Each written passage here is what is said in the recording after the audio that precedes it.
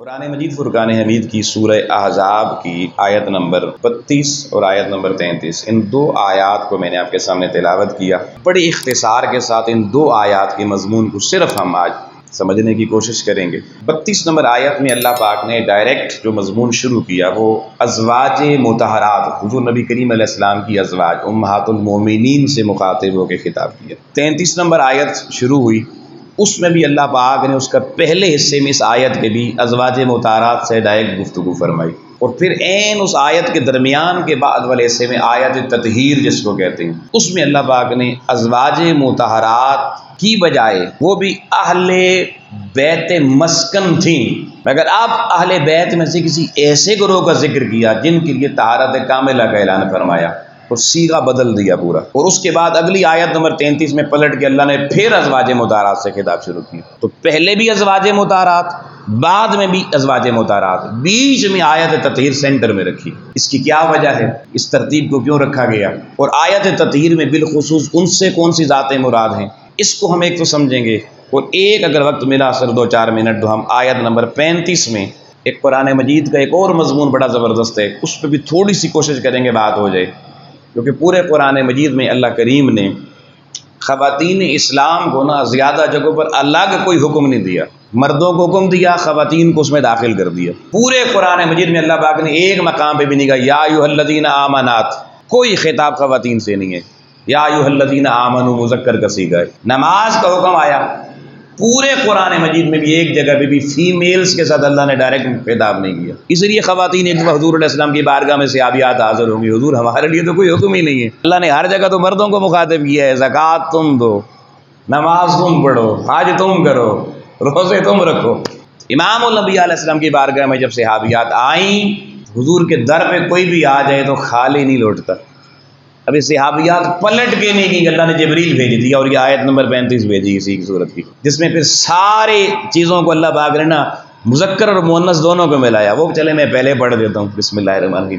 ان المسلمین والمسلمات، پہلے صرف مسلمین میں معاملہ چل رہا تھا، اب الگ خواتین کو بھی اللہ پاک نے ذکر کیا، مسلمات، والمؤمنین والمؤمنات، والقانتین والقانتات، والصادقین والصادقات، والصابرین والصابرات، والخاشعین والخاشعات، والمتصدقین والمتصدقات، والصائمین والصائمات، والحافظین فروجہم والحافظات، والذاکرین اللہ کثیرا والذاکرات۔ ذکر تک ہر ایک معاملے میں مومن مرد مومن عورتیں دونوں کا ذکر کر کے اللہ نے کہا عورت، تیرا نام ہی عورت اس لیے رکھا کہ عورت ایک پردے کا نام ہے، ہم تو تجھے مرد کے پردے میں رہ کے سب کچھ نوازنا چاہتے تھے، مگر اگر تو پیغمبر کی بارگاہ میں آ کے یہ چاہتی ہے کہ تیرا ذکر الگ ہو تو یار کی خاطر،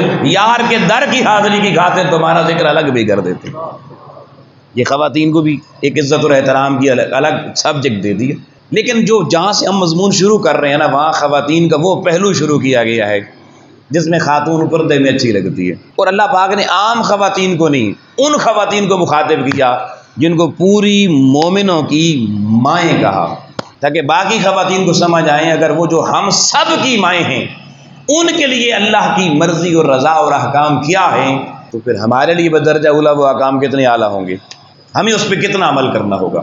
تو بڑے غور طلب یہ چیزیں سننے والی ہیں، کیونکہ آیت تطہیر پہ تو مضمون بیان ہوتا ہی رہتا ہے نا، لیکن یہ آگے پیچھے مضامین کم بیان ہوتے ہیں۔ بسم اللہ الرحمن الرحیم، اللہ پاک نے آیت نمبر 32 میں یا نساء النبی، نساء المومنین نہیں کہا، در حضور نبی کریم علیہ السلام کی جو عورتیں ہیں گھر کی ازواج مطہرات ہیں ان کو مخاطب کیا، اور سب سے پہلے ان کی عظمت بیان کی، فرمایا لستن کاحد من النساء، ساری کائنات میں بطور زوجہ اے ازواج نبی جو نسبت میرے محبوب کی آپ کو مل گئی ہے، اس نسبت میں ساری کائنات کی کوئی بھی دوسری خاتون تمہارے ثانی نہیں ہے، تمہارے جیسی نہیں ہے۔ اس نسبت میں، اس فضیلت میں انفرادی طور پر کائنات کی کوئی خاتون بھی تمہارے برابر نہیں ہے جی۔ یعنی ازواج رسول کو حضور علیہ السلام کی نسبت نے کتنا بلند کر دیا۔ اب ساری کائنات کی انبیاء کی ازواج آ جائیں، مگر جو زوجہ رسول مجتبیٰ کی بن گئی باقی سارے کائنات کے نبیوں کی بیویاں مل کر بھی اس محمد مصطفیٰ صلی اللہ علیہ وسلم کی کسی ایک زوجہ کا مقابلہ نہیں کر سکتی۔ یہ انفرادی امتیازی شان حضور علیہ السلام کی نسبت نے ازواج مطہرات کو دے دی۔ یہ بات کر کے، اور دیکھیے سیغہ مؤنث کا تھرو آؤٹ چل رہا ہے، نساء نبی عورت کہتے ہی مؤنث کو ہیں، پھر لستن نہ کہا، تم نہیں کہا، یعنی بالخصوص عورتوں سے مخاطب ہیں اللہ پاک۔ اب اگلا جملہ سننے والے فرمایا ان اتقیتن فلا تخضعن بالقول، ان اتقیتن سوالیہ نشان، استفہامیہ انداز، فرمایا اے پیغمبر کی بیوی ہو، اگر تم متقی رہنا چاہتی ہو، اگر تمہارا ارادہ یہ ہے کہ تقوی ہمیں بھی ملے۔ اب ازواج بنی ہوئی ہیں پہلے سے، قرآن بعد میں آ رہا ہے، ان کی بڑائی عظمت کی بات کر چکا ہے، لیکن ابھی دیکھنا تقوی کا مضمون اس کے بعد شروع کیا اللہ نے، کہ نسبت نے جو درجہ دے دیا، مگر عملی صالحیت کتنی ضروری ہے زندگی میں۔ فرمایا ان اتقیتن، اگر تمہیں تقوی کی ضرورت ہے تو فلا تخضعن بالقول، تم اس میرے محبوب کے دروازے پہ شیخین کریمین بھی آئیں گے، صدیق و عمر بھی آئیں گے، عثمان و طلحہ بھی آئیں گے، بڑے بڑے مقرب جید صحابہ آئیں گے۔ حضور کا واسطہ تو صحابہ سے ہی ڈائریکٹ تھا نا، زیادہ ملنا ملانا، وہی در رسول پر آتے تھے زیارت رسول کے لیے، باقی جو کوئی قاصد آتا مسجد نبوی میں بیٹھتا۔ فرمایا اے ازواج رسول، اگر تمہیں تقوی چاہیے تو تمہارے دروازوں پہ بھلے شیخین ہی کیوں نہ آ جائے، لیکن اللہ تمہیں اصول اور قانون دے رہا ہے، فلا تخضعن بالقول، تم نے کسی ایک سے، چاہے اس کی فضیلت جتنی مرضی بڑی ہے، نرم لہجے میں بات نہیں کرنی، نرم لہجے میں بات نہیں کرنی، میٹھا لہجہ اختیار نہیں کرنا، سویٹ ٹاک نہیں کرنی۔ انتہائی غور طلب جملہ ہے قرآن مجید کا کہ ازواج مطہرات کی کسی نیت، کسی معاملے میں کسی کو شک ہو سکتا ہے؟ جنہوں نے محبوب خدا کا مکھڑا صرف نہیں دیکھا، لمس اختیار کی وجود مصطفیٰ کی، وہ خوشبو محبوب خدا جنہوں نے ڈائریکٹ سونگھی ہو، یار ان کا دل کس لیول پہ گیا ہوگا؟ مگر اس دل میں ہرس، لالچ اور مادیت نفسانیہ جو رکھی گئی ہے دوستان محترم، اس کی ہیبت کتنی ہے، اس کی گہرائی کتنی ہے کہ ازواج مطہرات کو اللہ خود کہہ رہا ہے بھلے تمہارے دروازے پہ صدیق اکبر ہی کیوں نہ آئیں، نرم بات نہیں کرنی۔ ادھر صدیق ہو، ادھر عثمان غنی جیسا با حیا ہو، جن کی حیا کی گواہیاں، صداقت کی گواہیاں اللہ خود قرآن میں دے رہا ہے، ادھر ازواج مصطفیٰ ہو، اگر لوگوں وہاں میٹھے لہجوں کی اجازت نہیں ہے تو میں پوچھتا ہوں آج کی میری ماں بہن بیٹی کو میٹھے لہجے میں سوشل میڈیا ٹک ٹاک پر بات کرنے کی اجازت کس نے دی ہے؟ فیملی کزنز ہیں جی، فیملی فنکشن ہے جی، بیٹا ذرا کزن ہے پیار سے بات کرنا، یہ کون سی تعلیم ہے؟ کس دین کی تعلیم ہے؟ عورت کا سویٹ لہجہ صرف اس کے محرموں تک ہے، جہاں محرم کی حد ختم ہو گئی وہاں اس کا میٹھا لہجہ قرآن نے ختم کر دیا۔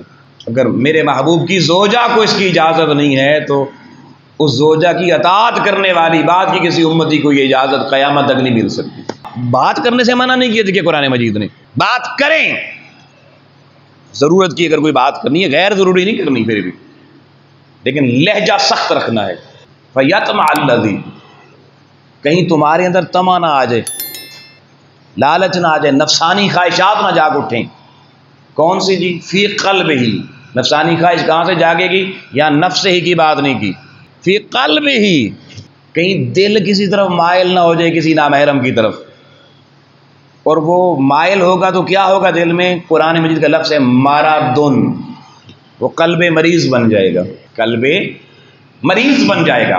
مومن بیسیکلی کلمے کی وجہ سے اس کو جو نور ملتا ہے وہ نور یہ ملتا ہے کہ اس کا قلب، روحانی قلب، یہ والا دل نہیں دھڑکنے والا، روحانی قلب، وہ قلب میت سے اٹھ کے پہلے قلب مریض کے درجے میں جاتا ہے، پھر اس کی صفائی ہوتی ہے، پیوریفیکیشن ہوتی ہے، جس کو تزکیہ، تصفیہ، جس کے لیے یہ روحانی صحبتیں ہوتی ہیں۔ جب تزکیہ، تصفیہ کے مراحل بندہ طے کرتا ہے تو امراض دور ہوتی چلی جاتی ہیں، وہ باطنی قلب صحت پاتا ہے، اس کو قرآن مجید کلمہ سلیم کہتا ہے۔ اور قیامت کے حوالے سے جب قرآن مجید نے بات کی تو اللہ پاک نے دو ٹوک لفظوں میں کہا، لو یوم لا ینفع مال ولا بنون، تمہارے نہ بیٹے قیامت کو تمہارے کام آئیں گے، نہ تمہارا دنیا کا کوئی مال تمہارا کام آئے گا۔ قیامت کو کام کیا چیز آئے گی؟ الا من اتى اللہ بقلب سلیم، یعنی اللہ کی عطا سے قلب سلیم عطا ہو گیا۔ یعنی قیامت کو اللہ کی بارگاہ میں بچت کا راستہ صرف قلب سلیم میں ہے، قلب مریض میں بھی نہیں ہے۔ اب دوستان محترم، قلب سلیم کے لیے ہم تو ابھی تو ہمارا تو قلب سلیم کا دعویٰ ہی نہیں ہے، نہ ہم اس قابل ہیں۔ خدا جانے کتنی ریاضت کرنے کے بعد وہ سلامتی والا دل ملے، ابھی تو اس میں کتنے امراض ہیں ہر بندے کو معلوم ہے۔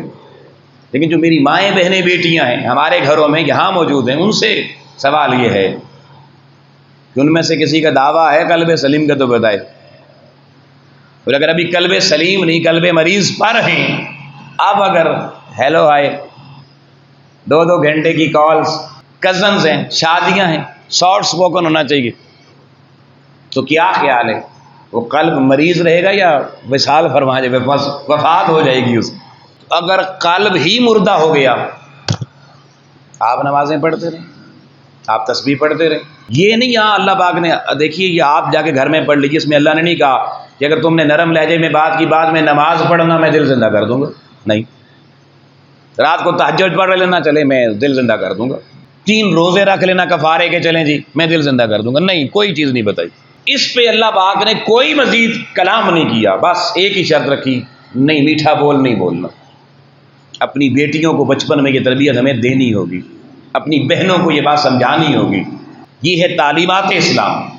اور منہاج القرآن کیونکہ لیڈ کر رہی ہے معاشرے کو فکری طور پہ، ویمن لیگ ہماری اسپیشلی اس بات کو سمجھے، انہیں اس میسج پہ پہلے عمل کرنا ہے، پھر اس میسج کو لے کے اس معاشرے کو آگے بتانا ہے کہ اگر کسی عورت کی مجبوری ہے شاپنگ کرنا، شاپنگ سینٹر جانا، کسی کاسمیٹکس کی دکان پہ، کسی جیولری کی شاپ پر، کسی کپڑے کی شاپ پر، تو وہاں جا کے آپ دیکھیں ان کا لہجہ کتنا سویٹ ہو جاتا ہے 10 روپے چھڑانے کے لیے، کیونکہ دکاندار کا بھی دل نرم، تبھی دل نرم کیا وہ مرض والا، جب وہ بھی دیکھتا ہے مسکراہٹ ہے سامنے، سویٹ لہجہ ہے، میرے چلو باجی کوئی نہیں 10 روپے کر دے دو، سختی سے بات کرے تو اگلا بھی کہتا ہے جی یہ بات ہے۔ یہ ہم نے کیا اپنی بیٹیوں کو بہنوں کو سکھایا کہ بازار جا کر اگر مجبوری ہو، پہلی بات ہے مجبوری نہ ہو تو خاتون نہ جائے، عورت رہے، اگر مجبوری سے جانا پڑ گیا چلی گئی ہے تو اس کو اپنا لہجہ نرم نہیں کرنا، اس کو اپنی ایجوکیشن شو نہیں کرنی کہ میں بڑی پڑھی لکھی تہذیب والی ہوں، اس میں کوئی تہذیب نہیں ہے۔ غیر محرم سے بات کرتے ہوئے تہذیب کے سارے دروازے بند کر دیے۔ کون سا دروازہ کھولا؟ قرآن مجید کا اگلا جملہ ہے، فرمایا وَقُلْنَا قَوْلًا مَعْرُوفًا، قُلْنَا پھر صیغہ مؤنث کا لگا کے کہا قَوْلًا مَعْرُوفًا، فرمایا اب جب زندگی میں بولنا ہے تو معروف طریقے سے بولنا ہے۔ معروف بولنا وہ ہوتا ہے جو چھپ کے نہیں ہوتا، جو خفیہ نہیں ہوتا۔ اب یہ قرآن نے قاعدہ بتا دیا، کسی بیٹی نے سن لیا، بہن نے سن لیا، اس نے ابا کے سامنے بات کی کسی سے تو ڈٹ کے بات کی، بھائی کے سامنے بات کی تو ڈٹ کے بات کی، لیکن جب بھائی نہیں تھا، شوہر نہیں تھا، بیٹا نہیں تھا سامنے، اب جناب کسی کی کال آ گئی، کسی سے ملاقات ہو گئی، کوئی دروازے پر آ گیا، جی ابا ہی ہوندے ذرا گل کرنی اوکھی ہوندی ہے، ہن تسی آئے تو بیو، لہجہ سافٹ ہو گیا۔ یہ قولا معروفہ نہیں ہے، یہ غیر معروف طریقہ ہے۔ تو قرآن مجید نے کہا غیر معروف کوئی طریقہ بھی زندگی میں اڈاپٹ نہیں کرنا۔ تو اللہ نے اگر ازواج رسول کے معاملے میں اتنی سخت ہدایات دی ہیں تو بعد وری خاتون کو تو زیادہ اس معاملے میں سوچ بچار کرنی چاہیے۔ یہ قرآن مجید کی آیت نمبر 32 ہے۔ اگلی آیت میں وہی سیگا، وہی نساء النبی، انہی سے خطاب جاری ہے اللہ کا، فرمایا وقرن فی بیوتکن۔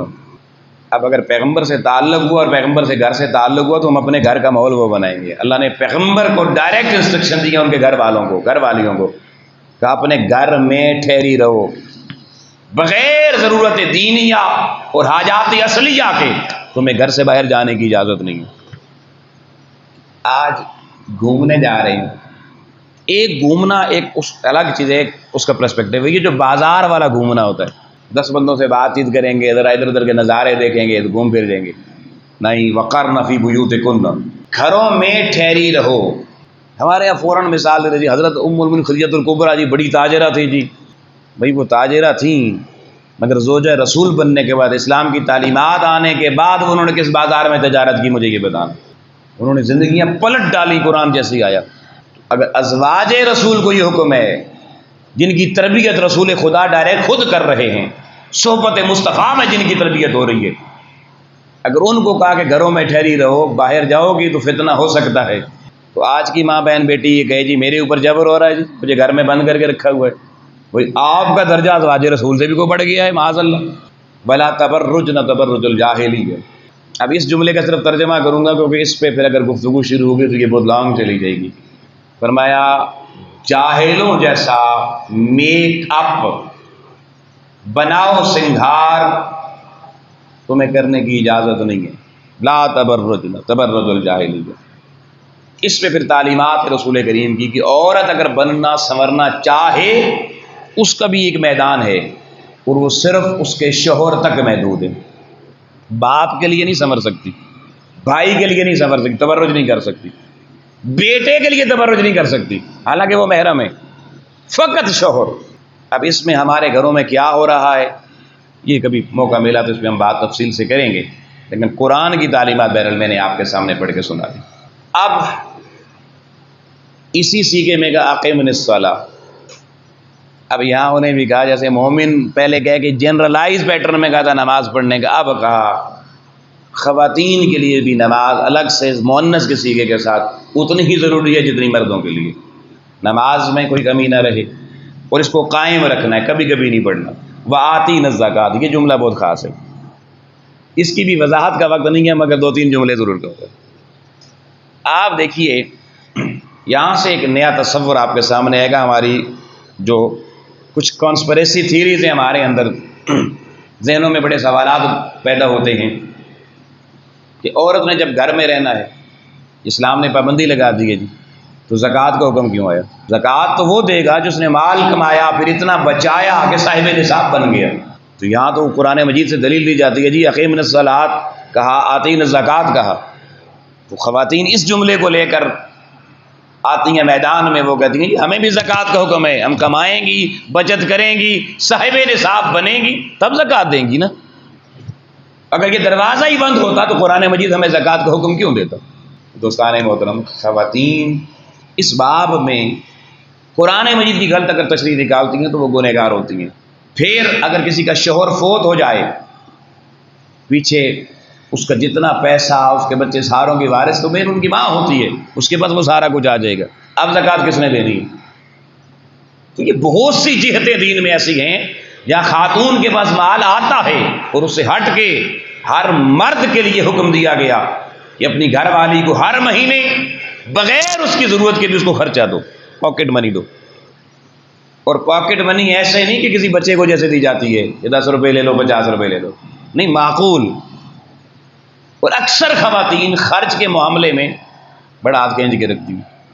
تو اس دور میں جتنی ہماری انکم ہے مہینے کی، اگر ہر مہینے اس عورت کو صحیح پاکٹ منی 5-10 ہزار روپے دی جائے تو سال 2 سال کے بعد ان کے پاس اتنے پیسے جمع ہو جائیں گے کہ اس پہ بھی زکوٰۃ دینا لازم ہو جائے گی۔ تو یہ ڈفرینٹ پہلو میں اس کی۔ پھر فرمایا وَأَطِیعْنَا اللَّهَ وَرَسُولَهُ۔ یہ سارے کام کرنے کے بعد ابھی دیکھیں اطاعت والا چیپٹر بھی شروع ہی نہیں کیا، یہ پہلے کام کرنے ہیں، یہ معاشرتی بگاڑ پہلے سیدھے کرنے ہیں، اپنے گھروں کی آبادی پہلے کرنی ہے، اپنے آپ کو محدود محرموں تک پہلے کرنا ہے۔ اب کا اطیعنا اللہ و رسولہ، اب اس کے بعد اطاعت کا، بندگی کا، استغفار کا، لا حول کا، وہ بڑے بڑے جو عورتیں آج کل وظائف آیت کریمہ پڑھنا، یہ ساری چیزیں اب بعد میں شروع ہونی ہے۔ یہ اطاعت کا باب یہاں سے شروع ہونا ہے۔ یہاں رک کے میں چند جملے اور پھر آیت تطہیر پر ہم نے مضمون کیونکہ ختم کرنا ہے۔ دوستان محترم، آج مغرب نے ایسا تصور دیا ہے ہماری ماں بہن بیٹی کو کہ جیسے ہمارے مسلمان بڑے ظالم ہیں، دین میں بڑی پابندیاں ہیں، اور مغرب نے عورت کو بڑی آزادی دے رکھی ہے۔ یہ 100% جھوٹ ہے۔ عملاً کیسے؟ دین اسلام نے کہا کہ اگر عورت سفر کرنا چاہتی ہے، بھلے حج عمرے کا ہی سفر کرنا چاہے، وہ محرم کے بغیر نہ باہر نکلے۔ مغرب نے کہا کسی محرم کی ضرورت نہیں، نکل جاؤ۔ اب دونوں کو کمپیریٹو اسٹڈی میں دیکھیں، اور خواتین اس چیز پہ فوکس کریں کہ مرد محرم اسلام نے ساتھ کیوں لگایا۔ اسلام نے صرف عورت کو حقوق ہی نہیں دیے، اسلام نے عورت کو تقدس بھی عطا فرمایا۔ اس تقدس کی، اس کی حفاظت کے لیے محرم کو کا تم ساتھ جانا، اس لیے کہ راستے میں کوئی چیز اٹھانی پڑے، تمہاری ماں بہن نہ اٹھائے، تم مرد ہو تم اٹھانا، اس کو کوئی حاجت ہو جائے، کوئی پانی ضرورت ہے، کوئی اور شے ضرورت ہے سفر میں، وہ بیچاری کسی سے نہ مانگے، تم مرد ہو تم مانگنا، اس کو تقدس پتہ چلے، کوئی تمہاری لیڈر جا رہی ہے تمہارے ساتھ، کہ تم اس کے خدمتگار بن کے، دین نے تمہیں خدمتگار بن کے ساتھ لگا دیا۔ اگر کہیں بیٹھ گئی خاتون تھکاوٹ کی وجہ سے اٹھنا ہے، اٹھ نہیں سکتی، تو مجھے بتائیں اگر پرلے محلے کا بندہ، نامحرم بندہ آ کر اس کو ہاتھ لگا کے اٹھائے، اس میں عزت کی حیا اور پاک دامنی ہے، یا محرم پکڑ کے اس کو اٹھائے اس میں پاک دامنی ہے؟ اسلام نے ہماری ماں بہن بیٹی کا تقدس، اس کا خیال کتنا رکھا کہ کسی غیر کا ہاتھ اس کو نہ لگے، اور اس کے تقدس کی عظمت اسلام نے جب بیان کی تو کائنات کے جتنے بڑے مرد ہیں، بھلے صحابہ کبار ہیں، اولیاء کاملین ہیں، غوث کتب ہیں، کوئی سوسائٹی کا کوئی طبقہ ہے، فرمایا جب نامحرم عورت سامنے آ جائے، اسلام کی بیٹی کا تقدس یہ ہے تم مرد اپنی نگاہیں نیچی کر لیا کرو، تمہارا رتبہ جو بھی ہے اس طرف آنے والی وہ بھلے کتنی گنہگار ماں بہن بیٹی کیوں نہ ہو۔ یہ جو آنکھیں نیچی کرنے کا حکم دیا، یہ کیوں دیا؟ یہ اسلام نے عورت کی حقوق کی عظمت بیان کی ہے کہ تمہاری ماں بہن بیٹی کا مقام اتنا ہے کہ اس کو آنکھیں اٹھا کے کوئی دیکھے بھی نہ کوئی غیر چیز۔ جس اسلام نے لوگوں اس طرح تقدس دیا، مغرب نے دیکھا یہ تقدس تو عورت تو بہت بڑی کوئی شخصیت بن گئی، اب اس کو ذلیل کیسے کیا جائے، اس کو ننگا کیسے کیا جائے، اس کو ان سارے تقدسات اور اس تحفظات سے نکال کر ٹیشو پیپر بنا کے استعمال کیسے کیا جائے۔ سب سے پہلے یورپ کے سویڈن نے قانون پاس کیا، انہوں نے کہا عورت اور مرد برابر ہیں جی، جس طرح کی آزادی مرد کو آزاد گھومنے کی، ڈرائیونگ کرنے کی، ٹرک چلانے کی، ٹرین چلانے کی، عورت کو بھی وہی ہونی چاہیے۔ انہوں نے اس آزادی کے نام پہ عورتیں ٹرک ڈرائیور بھرتی کی۔ اب ٹرک ڈرائیور کی زندگی کیسی ہوتی ہے، رات کہاں آتی ہے، ہوٹل پہ کہاں کیسے سوتا ہے، کھاتا کیسے ہے، پیتا کیسے ہے، یہ سیم سلوک وہاں کی عورت کے ساتھ ہوا۔ آپ جا کے دیکھ لیں، انفارمیشن لے لیں، آج بھی چل رہا ہے۔ مجھے بتائیں عورت ٹرک ڈرائیور بن کے سامان لوڈ کر کے جب جائے گی رستوں میں، ہوٹلوں میں راتوں کو بیچاری سو جائے گی ڈرائیوروں کی طرح، کھانے ان سے مانگ کے لے گی، اس میں عورت کا تقدس اور آزادی ہے یا اس کی زندگی کے ساتھ ایک بڑا ظلم ہے؟ یہ ظلم کس نے کیا؟ یہ اہل مغرب نے کیا۔ اسلام نے اسے گھر کے اندر ایک ملکہ بنا کر، ماں کی صورت میں اس کے قدموں کے نیچے جوان بیٹے کی جنت رکھ کر اسے عظمت کا تاج دیا تھا، بہن کی صورت میں اسے گھر کی عزت قرار دیا، بیٹی کی صورت میں اسے گھر کی حرمت قرار دیا۔ تمہارے گھروں کے تقدسات تمہاری مائیں بہنیں بیٹیاں بنائی تھیں، اتنی عزت تھی، اتنا احترام تھا، اور یہ احترام صرف اس کائنات میں خاتون کو دیا تو اللہ اور اللہ کے رسول نے دین اسلام میں دیا۔ ہماری بیٹیاں جو آج تھوڑا وہ بھی اس سوشل میڈیا کے دور میں اس ٹرینڈ سے باہر نکل رہی ہیں، ان سے گزارش یہ ہے کہ آپ اسلام کے اس وقار کو، اس تقدس کو، اس تحفظ کو جو اسلام نے ان تمہارے مردوں کے ذریعے تمہیں عطا کیا ہے، تم اس باؤنڈری میں رہو گی، تم دنیا میں بھی اپنا تقدس، اپنا تحفظ قائم رکھو گی، قیامت کو بھی اللہ پاک تمہیں بڑی عزتیں عطا فرما دے گا۔ تو یہ اس تصور کو تھوڑا سمجھ لینے کے بعد اب دوستان محترم، اب یہ آیت نمبر 33 جو ہے نا، یہ مڈ میں پہنچی تو یہ آگے وقف مطلق ہے، قوا لکھا ہوا ہے۔ وقف مطلق کا معنی یہ ہوتا ہے کہ رک جاؤ، مضمون میں کوئی تبدیلی آ رہی ہے، آیت نہیں بدلی، مضمون بدل دیا اللہ نے۔ اب تک جتنے بھی صیغے تھے سارے مؤنث کے تھے، اب اگلے جملے سے دیکھیے، فرمایا انما یرید اللہ لیذھب عنکم، عنکنا نہیں کہا، عنہنہ نہیں کہا، مذکر کا صیغہ آ گیا کہ اللہ کا ایک ارادہ ہے جی، اللہ نے اپنے ارادے کی بات کی، اپنی چاہت کی بات کی۔ اللہ کہتا ہے میں یہ چاہتا ہوں، میرا یہ ارادہ ہے۔ یا اللہ تیرا ارادہ کیا ہے؟ فرمایا لیذھب عنکم الرجس اہل البیت، کہ اے میرے محبوب جو تیری اہل بیت ہیں ان سے ہر رجس اور نجاست کو اور ناپسندیدہ چیز کو ان کے قریب بھی نہ آنے دوں۔ آپ یہاں حیران ہوں گے کہ آج تک ترجمہ یہ سنا کہ دور کر دوں، اور آپ کہہ رہے ہیں قریب نہ آنے دوں۔ یہ جملہ بڑا سمجھنے والا ہے۔ بھائی اس آیت میں معنی دور کرنے کا نہیں ہے، قریب نہ آنے کا ہے۔ کیسے؟ اس لیے کہ جب آپ کہیں گے دور کر دے تو اس کا مطلب ہے قریب آ گیا تھا نا۔ دور کس چیز کو کیا جاتا ہے؟ جو قریب آ جائے، اس کا مطلب ان کی طہارت میں کوئی فرق پڑا ہوگا۔ تو اب اللہ نے کہا کہ میرا ارادہ یہ ہے کہ تمہاری طہارت متاثر ہو رہی ہے، وہ جو رجس ہے وہ تمہارے قریب آ گیا ہے، چلو دور کر دیتے ہیں۔ نہیں، اب یہ بات بڑی لائق توجہ ہے بھائی جان، سمجھنے والی ہے۔ آیت کے لفظ میں پھر پڑھ رہا ہوں، انما یرید اللہ لیذھب، ذہابہ سے چیز چلی جاتی ہے فاصلے پر، مگر ذہابہ سے چیز روک بھی لے جاتی ہے قریب آنے سے۔ عنکم، اس کو قرآن مجید نے منکم نہیں کہا، حالانکہ عربی میں من اور ان دونوں کا ایک ہی معنی ہے، مگر ان میں ایک فرق ہے۔ آپ نے زندگی میں آیت تطہیر بہت دفعہ سنی ہوگی، مگر یہ پہلو ممکن ہے آپ کے سامنے کبھی نہ آیا ہو۔ اگر اللہ کہتا منکم، اس کا مطلب ہے کہ رجس اہل بیت میں آ چکا ہے، ان کے وجود تک پہنچ چکا ہے، اب صحابہ کا معنی ہوگا اللہ دور کر دے گا۔ لیکن دیکھیے اللہ نے من استعمال نہیں کیا۔ اردو میں تو من بھی سے، ان بھی سے، من کا معنی بھی سے، ان کا معنی بھی سے، مگر آؤ لوگوں ان اور من میں عربی میں فرق کیا ہے کہ من جہاں پر آ جائے وہ چیز قرب میں آ جاتی ہے، اور جب دور کی جاتی ہے تو وہ چیز اپنی اس شے کو جہاں سے دور ہوتی ہے اس کو متاثر کر کے دور ہوتی ہے۔ لیکن اگر عربی میں عنکم کہہ دیا جائے تو معنی یہ ہوگا کہ وہ رجز پہلے ہی دور تھا، اللہ نے کیا قیامت تک قریب آنے ہی نہ پائے۔ انما یرید اللہ لیذھب عنکم الرجس اہل البیت، اے اہل بیت پیغمبر، عنکم، رجس کو میں نے تم سے رکھا ہی دور تھا، اور اب ہمارا ارادہ یہ بن گیا ہے یہ دور والا رجس دور ہی رہے، تمہارے قریب کبھی نہ آنے پائے، اور اس کو تم سے دور کرنے والا مخلوق نہیں خالق خود ہوگا۔ جتنا بڑا رب ہے رجس بھی تم سے وہ اتنا دور فرما دے گا۔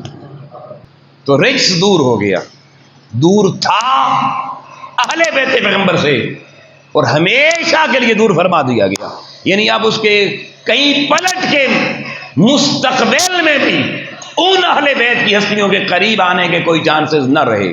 اب 14 صدیاں بعد اگر کسی کو خطا نظر آ جائے تو یہ اس کی اپنی ماں کی خطا تو ہو سکتی ہے، اہل بیت پیغمبر کی نہیں ہو سکتی۔ بعض کی ماؤں کی خطائیں بھی تو ہوتی ہیں نا جی، قصور ان کا تو نہیں ہے نا۔ تو پھر فرمایا وَيُطَهِّرَكُمْ تَطْهِيرًا، جب رجس ہی چلا گیا دور تو پیچھے بچتی طہارت ہے، مگر پھر مولوی معنی اپنا نکال لیتا ہے، نہیں یہ لفظ تو استعمال نہیں کیا نا، اللہ نے پھر صرف یطہرکم نہیں کہا کہ تمہیں طہارت کامل عطا فرما دی، ساتھ تطہیرہ تشدید کا صیغہ ہے۔ تشدید کیا ہے؟ جیسے سلموا تسلیما، درود پڑھو، ایسے پڑھو اس کا حق ادا ہو جائے، کوئی کمی نہ رہے۔ فرمایا یطہرکم، اے اہل بیت پیغمبر ہم نے تمہیں طہارت دی ہے تطہیرا، جہاں طہارت اپنے کمال پہ پہنچ گئی، تمہاری طہارت کی وجہ سے خود طہارت کو بھی ناز ہونے لگ گیا ہے، خود طہارت کو بھی ناز مل گیا ہے کہ مجھے کتنا کمال ملا۔ ہائے ہائے ہائے، ایسے وہ وجود پاک ہیں جن پہ طہارت بھی ناز کرتی ہے۔ اب یہ جب آیت تطہیر آ گئی نا تو اب بڑی توجہ سے یہ آخری 2-4 منٹ میں اس کو کلوز کر رہا ہوں۔ ایک تو دیکھیے یہ مذکر کا صیغہ، یرید اللہ لیذھب عنکم صیغہ مذکر، اہل البیت ویطہرکم جمع مذکر کا صیغہ، پھر پیچھے جمع مؤنث چل رہا تھا، اب جمع مذکر سارا۔ اسی لیے صحابہ کبار نے یہ والی آیت کا حصہ آنے پر جب حضور نے اعلان کیا، پوچھا یا رسول اللہ یہ جو اہل بیت ہیں یہ کون ہے، ان سے مراد کون ہے؟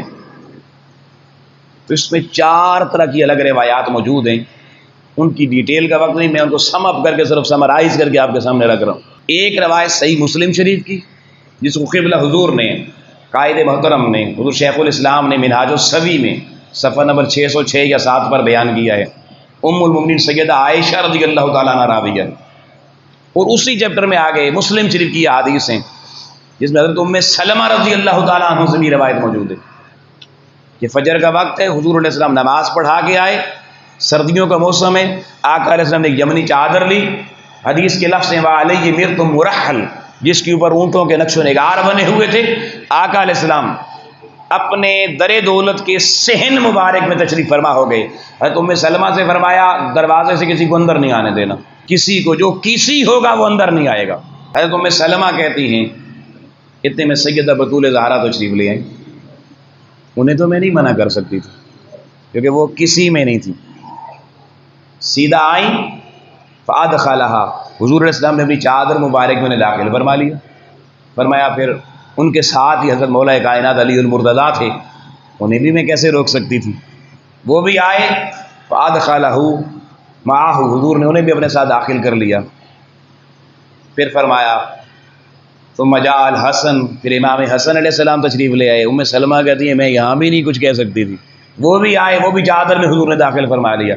ثم جاء الحسین، پھر امام حسین علیہ السلام آئے، وہ بھی چادر میں داخل ہو گئے۔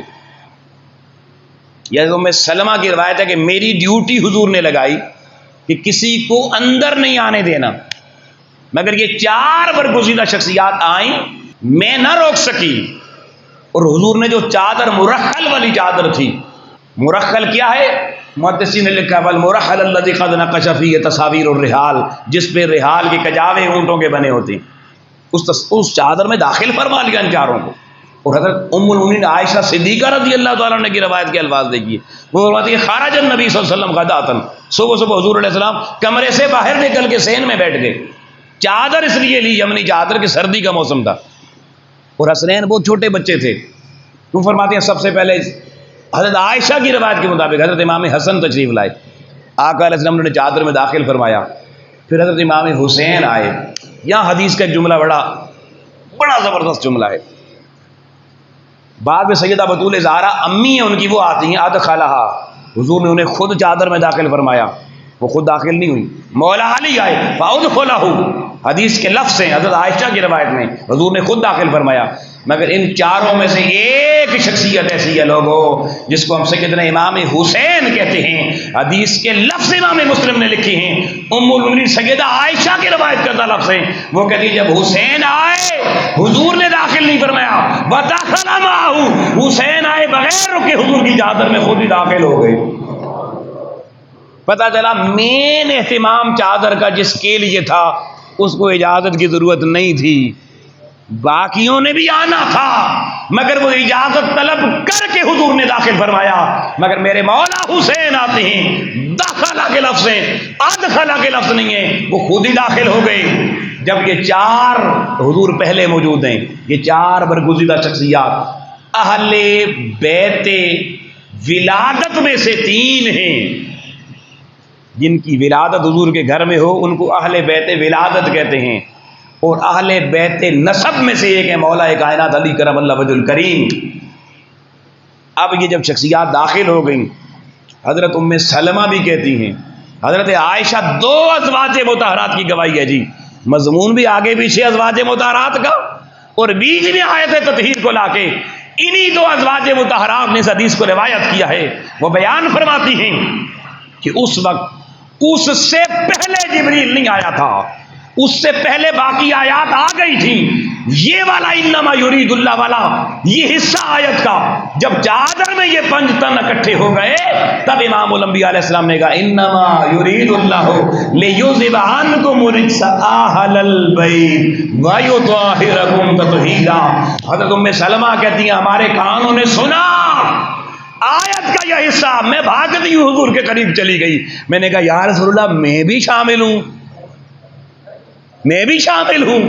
آقا نے فرمایا ام سلمہ تم تو آلریڈی خیر پر ہو، اس میں داخل نہیں ہو۔ ام المؤمنین عائشہ صدیقہ کہتی ہیں میرے کانوں نے آیت تطہیر سنی، میں محبوب کی بارگاہ میں حاضر ہو گئی، یا رسول اللہ میں بھی شامل ہوں۔ آقا نے فرمایا نہیں عائشہ تم بھی خیر پر ہو، مگر یہ جو اہل بیت طہارت والے ان میں جن کی طہارت کا اعلان رب خود کر رہا ہے اس میں وہی داخل ہیں جو پیغمبر کی چادر کے نیچے ہیں۔ بتا دیا کسی کو مغالطہ نہ رہے، آل بیت ازواج کا ہونا حق ہے، مگر آیت تطہیر کی ضمانت جن کے لیے ملی اس میں صرف یہ 4 نفوس قدسیہ حضور کے ساتھ شامل ہیں، یا لوگوں جنت کی خواتین کی سردار سیدہ بطول زہرا ہیں۔ یا جنت کے جوانوں کے سردار مولا حسن و حسین ہیں، یا من کنتم مولا وھذا علی مولا، ساری قیامت تک آنے والی انسانیت کی مولائیت کا تاج جن کے سر پہ حضور نے خود رکھا وہ مولا مشکل کشا علی المرتضی، یا ان کی طہارت کا اعلان ہے۔ ان چار ہستیوں کو حضور تاجدار کائنات نے سب سے الگ کر دیا، آیت کا اعلان ہو گیا، واضح ہو گیا۔ بہت سی اور روایت ترمذی کی ہیں، دیگر ہیں کہ فلاں فلاں صحابی آئے، انہوں نے حضور سے پوچھا یا رسول اللہ یہ اہل بیت کون ہیں؟ حضور علیہ السلام نے پھر نام لے کے بتایا، علی و فاطمہ و ابناہما، چادر میں بھی اکٹھے کر دیے، پھر نام لے کے بھی اعلان کیا۔ یہ حضور قائد محترم نے، حضور شیخ الاسلام نے، میں نے جس چیپٹر کا حوالہ آپ کی کتاب کا دیا ہے اس میں آپ نے یہ ساری حدیث اکٹھی جمع کی ہیں، اور امام مسلم کی، ترمذی کی اور دیگر حدیث کی 20 کتب میں یہ موجود ہیں۔ مگر دوستان محترم، جب یہ سب کچھ واضح ہو گیا کہ یہ اہل بیت جن کی طہارت کا اعلان رب نے خود کیا کہ نجس کوئی چیز ان کے قریب نہ پہلے تھی نہ بعد میں آ سکتی ہے، اور ان کی رگوں میں سیدہ بطول زہرا ہوں، حسنین کریمین ہوں، ان کی رگوں میں دوڑنے والا خون کس کا ہے؟ بولیے جی۔ اس خون سے بہتر کائنات میں کوئی خون ہے؟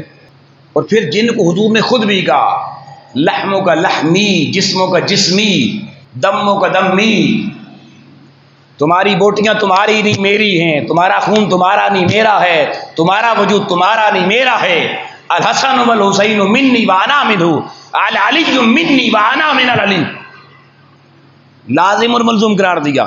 اب مجھے بتائیں، میں جو آخری بات آپ سے کہنے لگا ہوں، آج جب دوستان محترم اہل بیت پیغمبر کو اور صحابہ کرام کو لا کے مد مقابل کھڑا کر دیا جاتا ہے اور بحث کی جاتی ہے فضیلت کس کی ہے، مجھے بتائیں کون سی حدیث اور قرآن کی آیت ایسی ہے جس میں اس امت کو یہ حق اللہ نے دیا ہو کہ میرے پیغمبر کی آل اور اصحاب کو تولنے کے لیے ترازو تم نے پکڑنا ہے، فضیلت کا فیصلہ تم نے کرنا ہے؟ یا مجھے بتائیں برزخ میں یا حوالے قیامت میں لوگوں کہ اللہ نے ہم سے پوچھنا ہے کہ تم نے دنیا میں رہتے ہوئے فیصلہ کیا تھا کون افضل ہے؟ یا کوئی ایسا اس کائنات میں بندہ ہو جس کے بارے میں رب نے کہا یہ میرا سیکرٹری انفارمیشن ہے، یہ تمہیں انفارمیشن دے گا، اس بارے میں فیصلہ کرے گا؟ آج لوگوں اہل سنت کے نام پہ یہ تکڑیاں ترازو کس نے لگائی ہیں؟ ایک طرف مولا علی کو رکھا جاتا ہے، دوسرے ترازو میں صدیق اکبر کو رکھا جاتا ہے۔ کون تول رہا ہے؟ امتی تول رہا ہے۔ شرم آنی چاہیے تولنے والوں کو۔ خون رسول کو کسی کے ساتھ تول رہے ہو یار؟ پھر تم میں اور کربلا بسانے والوں میں فرق کیا رہا؟ جنہوں نے وہ حضرت عبداللہ بن عمر سے عراق کا بندہ مسئلہ پوچھنے آ گیا، صحیح بخاری میں امام بخاری نے حدیث 2 جگہوں پر لائی ہے، 3754 نمبر، 5494 نمبر۔ حضرت عبداللہ بن عمر کے پاس ایک بندہ آیا، اس نے کہا حضور اگر بندے نے حالت ہو حج یا عمرہ کرنے کے لیے احرام باندھا ہوا ہو تو کوئی مکھی یا مچھر اس سے مر جائے، خون نکل آئے ان کا، اس کا شرعی حکم کیا ہے؟ تو عبداللہ بن عمر نے پوچھا آئے کہاں سے ہو؟ اس نے کہا جی عراق سے آیا ہوں، کربلا عراق میں ہے۔ تو عبداللہ بن عمر جلال میں آ گئے، انہوں نے کہا ظالم و بدبختو، تمہیں مکھی اور مچھر کا خون اتنا عزیز ہے کہ مسئلے پوچھتے ہو؟ تم نے کربلا میں پورے میرے محمد عربی کا خون بہا دیا، اس وقت تمہیں مسئلہ یاد نہیں آیا کسی سے پوچھے اس خون کی قیمت کیا ہے؟ فرمایا جب کربلا میں لہو آل پیغمبر کا بہ رہا تھا اور کربلا کی زمین لہو حسین سے رنگین ہو رہی تھی، عراق والوں تمہارے اس وقت مسئلے کہاں تھے؟ اس وقت تم مسئلے پوچھتے عبداللہ بن عمر کے پاس کیوں نہیں آئے؟ آپ نے کہا کوئی مسئلہ عراقیوں تمہیں نہیں بتایا جائے گا، خون رسول کی حرمت کے بعد کچھ نہیں بچتا۔ فضیلت حضرت شیخین کریمین کی اپنی جگہ برحق، مگر خون رسول کے مقابلے میں لا کے تولنا یہ بہت بڑی زیادتی اور ظلم ہے، اور امت کو یہ اختیار نہ اللہ نے دیا نہ رسول نے دیا۔ اور یا یہ مسئلہ دونوں باب الایمان کا ہوتا نا، پھر آپ کمپیریٹو کرتے جی ممکن ہے کوئی ایمان میں ہمارے فرق پڑے گا اوپر نیچے۔ آقا علیہ السلام نے لوگوں کوئی ضعیف سے ضعیف روایت بھی ایسی نہیں ہے جس میں یہ فرمایا میں اپنے بعد امت تمہارے لیے اپنے صحابہ یا ازواج کو چھوڑ کے جا رہا ہوں، مقام اپنی جگہ، مگر حضور کی زبان سے ایک جملہ بھی اپنے بعد اپنی موجودگی میں صحابہ کو درجے دیے، عزتیں دی، مقام دیے، ازواج کے لستن کحد من النساء کی آیتیں آئیں، مگر جب امت میرے آپ کے لیے قیامت تک میرے پیغمبر نے اعلان فرما دیا کہ تمہارے درمیان 2 بھاری بھرکم، جس کو رسول بھاری کہہ دے بھاری وہی ہوتا ہے، انی تارک فیکم الثقلین، بھاری ترین دو چیزیں چھوڑ کے جا رہا ہوں. اول کتاب اللہ، پہلی اللہ کی کتاب ہے. ان تمسکتم لن تضلوا بعدی، جڑے رہو گے کبھی گمراہ نہیں ہوگے.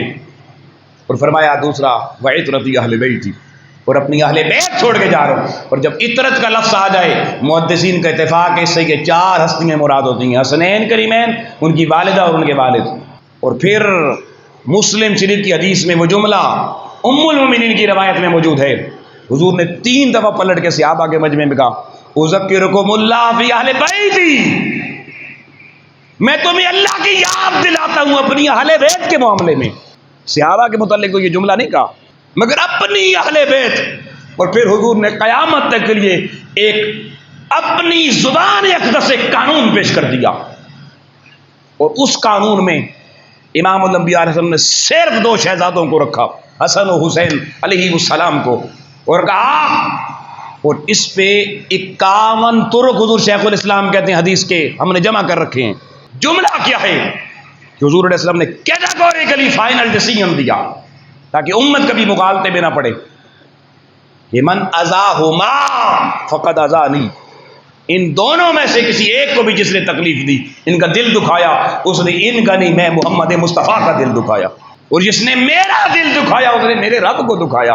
من احبہما فقد احبنی، جس نے ان سے محبت کی. اب آیتیں بے شک حدیثیں پڑھو کہ اس وقت تک بندے کا ایمان سلامت نہیں ہو سکتا جب تک حضور علیہ السلام کی ذات ساری کائنات سے زیادہ محبوب نہ ہو جائے. آپ اگر صرف اتنا بیان کریں گے ظلم کریں گے اس امت پر. کیوں؟ حضور نے آپ اپنی محبت مشروط کر دی، غیر مشروط تو محبت رسول رہی نہیں ہے. مگر یاد رکھنا اگر امام الانبیاء علیہ السلام نے حدیث صحیح کے مطابق اپنی محبت کو مشروط کیا قیامت تک کے لیے تو فقط حسنین کریمین کی محبت کے ساتھ کیا. فرمایا جو ان سے محبت رکھے گا پھر ہماری محبت کی طرف آئے گا، وہی ہمارا محبوب بنے گا، وہی ہم سے محبت کرے گا، اور وہی اللہ سے محبت کرے گا. یعنی اللہ کی محبت کو بھی بالواسطہ مشروط کر دیا قیامت تک کے لیے حسنین کریمین کی محبت کے ساتھ. اب دوستان محترم، جب حضور علیہ الصلوۃ والسلام نے اپنی محبت، اور حضور کی محبت عین ایمان ہے، عین ایمان ہے، تو قیامت تک یہ نہیں کہ آج سے 100 سال پہلے وہ تھا مسئلہ، اب حالات بدل گئے، خارجی حالات بدل گئے ہیں، نئی جماعتیں آ گئی ہیں لہذا تھوڑا سا مضمون بدل لیتے ہیں. نہیں، یہ مضمون قیامت تک نہیں بدل سکتا. جس کو حضور کی محبت کا دعویٰ ہے اس کو حضور کی محبت ثابت کرنے کے لیے حسنین سے محبت ثابت کرنی پڑے گی. اور ایک حدیث کے جملے پہ میں مضمون روک رہا ہوں. حضور علیہ الصلوۃ والسلام نے فرمایا کہ یہ 2 چیزیں میں چھوڑ کے جا رہا ہوں، ان کے ساتھ جڑ کے رہنا، گمراہی سے بچو گے، ہدایت پہ رہو گے. اللہ کی رسی یہی ہے. یہ سارے جملے کہہ کے آپ علیہ الصلوۃ والسلام نے فرمایا کہ یہ قرآن اور اہل بیت یہ آپس میں ایسے جڑے ہوئے ہیں، یہ 2 الگ الگ کوئی چیزیں نہیں ہیں، یہ جڑے ہوئے اس طرح سے ہیں. حضور نے فرمایا لن یتفرقا حتی یرد علی الحوض، فرمایا قرآن اور اہل بیت دونوں اکٹھے میرے حوضے کوثر پہ میرے پاس آئیں گے. اب دوستان محترم جملہ سننا، بندہ مومن کا وہ سفر جو ولادت برتھ ڈے والے دن شروع ہوا کانوں میں اذان سے، اس نے ختم سفر نہیں ہونا ہے حوض کوثر پر. یہ زندگی ختم ہو جائے گی، سفر ختم نہیں ہوگا. قبر میں بھی فیصلے نہیں ہوں گے، 2-3 سوال ہوں گے، کچھ سزا، کچھ آپریشن تھیٹر لگ جائے گا مگر فیصلہ نہیں فائنل. برزخ ساری گزر جائے گی، محشر کا میدان لگے گا. بھائی بڑی توجہ سے یہ جملے بڑے اہم ہیں. آپ بچے کو پرائمری اسکول میں بھیجتے ہیں، بچہ سال بعد جتنا بھی نالے کو پاس ہو جاتا ہے، نمبر بھی اچھے آ جاتے ہیں. کیوں؟ کیونکہ کوئی بورڈ کا امتحان نہیں ہوتا. پھر آگے ایک مڈل برزخ آتی ہے، اس میں جا کے تھوڑا پتہ چلتا ہے، نمبر کم ہوتے ہیں، کچھ مشکلیں آتی ہیں، کچھ امتحان سخت ہوتے ہیں، مگر وہ بھی مڈل کے امتحان بھی 6ٹھی 7ویں 8ویں 3 سوال، معاملہ ختم. پھر بچہ آپ کا ہائی درجے میں جاتا ہے. اب اس کا اصل زندگی کا پہلا بڑا امتحان جس کو میٹرک کا امتحان کہتے ہیں، جہاں سارے چھوڑ جاتے ہیں، ایک ہال میں اکٹھا کر لیا جاتا ہے ایگزام کے لیے. اب اپنے روم سے نکل آتے ہیں. اب پیپر ٹیچر نہیں بناتا، اب سوال جواب استاد نہیں لے سکتا، آپ کی کلاس پڑھانے والا استاد آپ سے نہیں پوچھ سکتا، سوال نہیں کر سکتا۔ اب ایگزامینر کوئی باہر سے ہے، حساب کتاب کرنے والا کوئی اور ہے، نمبر بھی کوئی اور لگائے گا، رزلٹ اناؤنس ہوگا۔ لوگوں یہ میشر کا میدان جسٹ لائک دیٹ ہے، حساب کتاب کا دن۔ اور یہ ہے وہ بورڈ کا امتحان جہاں فیصلہ ہونا ہے پاس اور فیل ہونے کا، جس میں پاس تو پاس، جس میں فیل تو فیل۔ اور حضور علیہ الصلوۃ والسلام قیامت کو کہاں بیٹھے ہوں گے؟ 3 مقام حضور نے بتائے، مگر سب سے پہلے امتی قیامت والے دن اس کو پیاس لگے گی، پیاس کی حالت میں میزان پہ نہیں جائے گا، پل صراط پہ نہیں جائے گا۔ بھئی پانی کی طلب ہے تو چشمے پہ جانا چاہیے نا، اور چشمے کا نام حوض کوثر ہے۔ حوض کوثر تک جانے کا طریقہ حضور بتا گئے، فرمایا 2 چیزیں چھوڑ کے جا رہا ہوں، برزخ اور قیامت سے گزر کے یہ دونوں چیزیں اکٹھی میرے حوض کوثر پر آئیں گی۔ ایک میری اہل بیت ہوگی، ایک قرآن ہوگا، اور اہل بیت سے ہٹ کے گا علی المرتضی القرآن مع علی والعلی مع القرآن، اس کی قیادت قابلے کی مولا مرتضی کر رہے ہوں گے۔ جو علی کے لشکر میں آتا ہوگا وہ سیدھا حضور کے حوض کوثر پر آ جائے گا۔ اس لشکر میں شامل ہونے والے سیدھے کہاں آئیں گے؟ اور جس کو حوض کوثر کا ایک گھونٹ بھی لوگوں مل گیا، بہو جی پاس ہے یا فیل ہے؟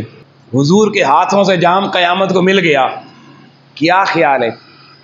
میزان ہو یا پل صراط ہو، رکے گا؟ باقی تو پھر کاروائی ان سے باتی ہوتی ہے نا، سندے شندے تقسیم کرنے کی۔ اعلان ہو گیا حوض کوثر کس کو دے؟ کیوں؟ جو بچہ پاس ہو جاتا ہے مٹھائی اس کو پیش کی جاتی ہے، مشروب پیش کیا جاتا ہے، یہ اعلان ہوتا ہے۔ جو فیل ہو جاتے ہیں نا ان کو کوئی نہیں کوئی پیش کرتا چیز، ڈانٹ ڈپٹ ملتی ہے، سزا ملتی ہے، والدین بھی غصے ہوتے ہیں۔ تو لوگ حوض کوثر کا جام آقا لے کے کس کے لیے کھڑے ہوں گے؟ لیکن حضور نے اس حوض کوثر پر ہمیں نہیں کہا تم آؤ گے ڈائریکٹ، کہ میرے پاس آنے والے یہ 2 ہیں، ان کو چھوڑ کے جا رہا ہوں، ان کے ساتھ رہو گے، جڑ کے کامیاب ہو جاؤ گے۔ تحریک منہاج القرآن اور استاد کے محترم حضور شیخ الاسلام نے لوگوں ہمیں یہی فکری طہارت کا قرآنی سبق پڑھایا ہے۔ آج خارجیت کی بہت سی ہوائیں چل رہی ہیں، اہل سنت کے اندر اپنی نسلوں کا دامن اگر بچانا ہے تو انہیں اس عقیدے کے ساتھ اس تحریک کی فکری طہارت کی صورت میں آپ کو جوڑنا ہوگا۔ اور جس دن ہماری نسلیں جڑ گئیں، اللہ کی عزت کی قسم ایمان بچنے کا سودا آپ کو میسر آ جائے۔ اللہ کی بارگاہ میں دعا ہے، مالک و مولا ہمیں اس سودے جو فکری طہارت مسلمان کی اس کا سودا ہے، اس کو صحیح معنوں میں پہلے خود محفوظ کرنے، پھر اپنی نسلوں تک پہنچانے، اور اسی سودے کے پیغام اور فکر پر مبنی منہاج القرآن کے احیاء کے لیے اپنا تن من دھن لگانے، اور ان شب بیداری کی مجالس کی اہمیت کو سمجھنے، ان میں لوگوں کو دعوت دینے اور اپنی ذمہ داریوں کا احساس کرنے کی توفیقات نصیب فرمائے۔ وآخر دعوانا الحمد للہ رب العالمین۔